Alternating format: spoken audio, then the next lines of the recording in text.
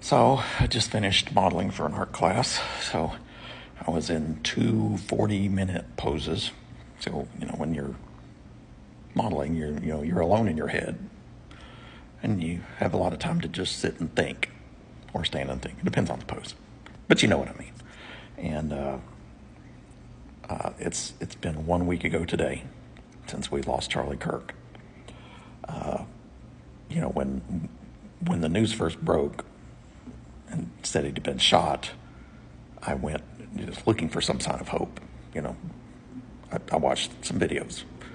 First one I saw was from pretty far back, but it was still very disconcerting the way he fell when he was shot. The next angle I saw was a close-up, and it was graphic, and it was, I wish I could unsee it. It was horrific. So I've been, like a lot of people, indulging in a lot of Charlie Kirk's videos. I've been wanting to see how he lived rather than how he died. Now, I've seen a lot of posts, a lot of comments online, people saying Charlie Kirk spewed hate speech. And it somehow seems to be an attempt to somehow justify Charlie's murder. That's just the way it seems, the way it's presented. Hate speech. You hardly ever see anybody on the right accuse the left of hate speech. It's and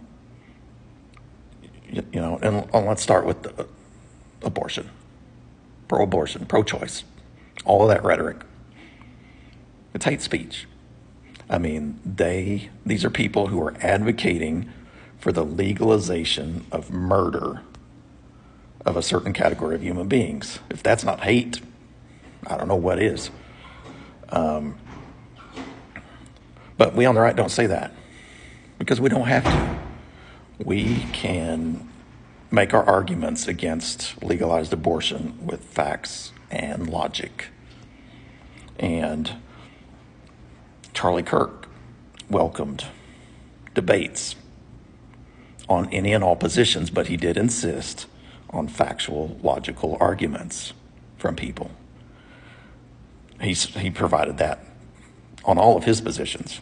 Every position he held, facts and logic.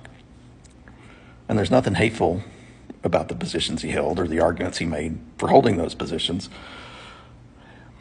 He didn't go to college campuses to be confrontational. He went to encourage logical and critical thinking. If people really gathered facts and applied some critical thinking to what they actually believed, he thought that perhaps their beliefs might change. And in a lot of cases, it worked.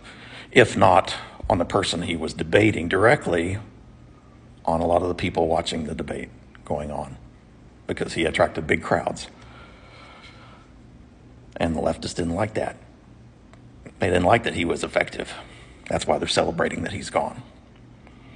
But labeling anything Charlie said as hate speech is laziness and stupidity. And doing so in the immediate aftermath of his very public and traumatizing, to anybody who saw it, murder is in bad taste at best. At worst, it's incitement for more violence. But,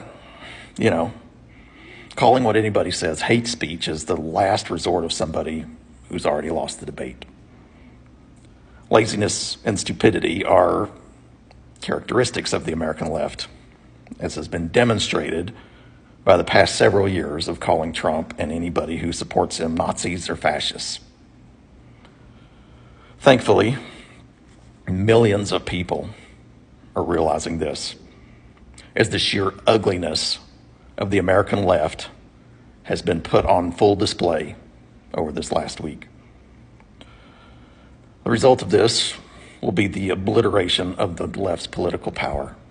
People are running, not walking, to the right. now that they've seen how ugly the left is. They are not the good guys. So that's one good thing that will result from the loss of Charlie Kirk. To be honest, I'd rather still have Charlie. I'd rather see new videos of him hugging his children, kissing his wife, and encouraging the critical thinking skills on college campuses. We, as a society, we've lost one of the best of us. The self-destruction of the American left will be just a small consolation to his loss. Thank you for watching.